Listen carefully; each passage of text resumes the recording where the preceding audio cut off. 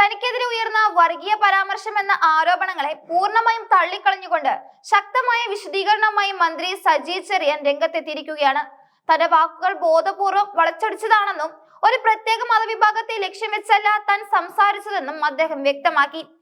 രാഷ്ട്രീയമായ നേട്ടങ്ങൾക്കായി മാധ്യമങ്ങളും പ്രതിപക്ഷവും തന്റെ പ്രസ്താവനയെ ദുർവ്യാഖ്യാനം ചെയ്ത് ജനങ്ങൾക്കിടയിൽ തെറ്റിദ്ധാരണ പടർത്താൻ ശ്രമിക്കുകയാണെന്ന് അദ്ദേഹം കുറ്റപ്പെടുത്തി.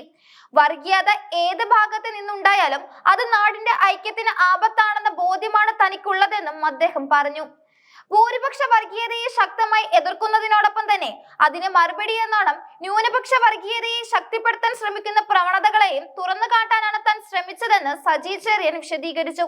ഇത്തരം വർഗീയ ധ്രുവീകരണങ്ങൾ മതനിരപേക്ഷ കേരളത്തിന് ഭീഷണിയാണെന്നും അദ്ദേഹം കൂട്ടിച്ചേർത്തു. തന്റെ നിലപാടുകൾ വ്യക്തമാക്കുന്നതിനായി കാസർഗോഡ് മുനിസിപ്പാലിറ്റിയിലെ തെരഞ്ഞെടുപ്പ് കണക്കുകളെ ഉദാഹരണമായി സജി ചെറിയാൻ ചൂണ്ടിക്കാട്ടി. 39 അംഗങ്ങളുള്ള കാസർഗോഡ് മുനിസിപ്പാലിറ്റിയിൽ കൃത്യമായ മതനിരപേക്ഷ നിലപാടുകൾ ഉയർത്തിപ്പിടിച്ച LDF-നും കോൺഗ്രസിനും വളരെ തുച്ഛമായ സീറ്റുകൾ മാത്രമാണ് ലഭിച്ചത്.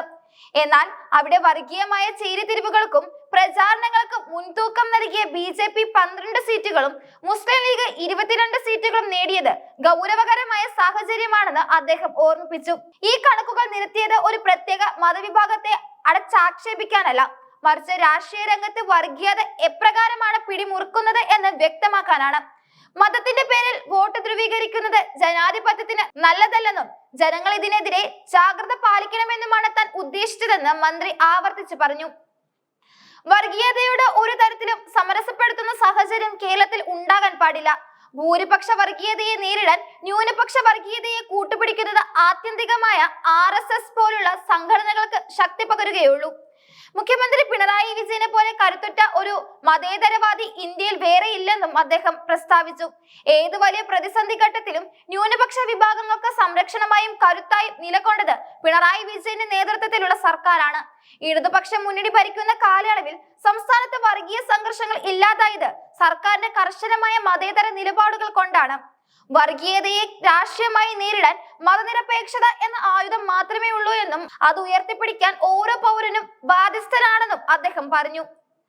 താൻ എന്നും ഒരു ഉറച്ച മതേതരവാദിയാണെന്നും ഭൂരിപക്ഷ വർഗീയതയും ന്യൂനപക്ഷ വർഗീയതയും ഒരുപോലെ എതിർക്കുന്ന വ്യക്തിയാണെന്നും സജി ചെറിയാൻ വ്യക്തമാക്കി. കേരളത്തിലെ സാധാരണ ജനങ്ങൾക്ക് സമാധാനപരമായി ജീവിക്കാനുള്ള സാഹചര്യം നിലനിൽക്കണം.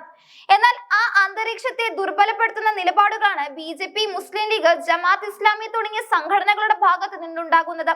ഇത്തരം തീവ്ര നിലപാടുകൾ സമൂഹത്തിൽ വലിയ അപകടങ്ങൾ ഉണ്ടാക്കുമെന്നാണ് താൻ മുന്നറിയിപ്പ് നൽകിയത്.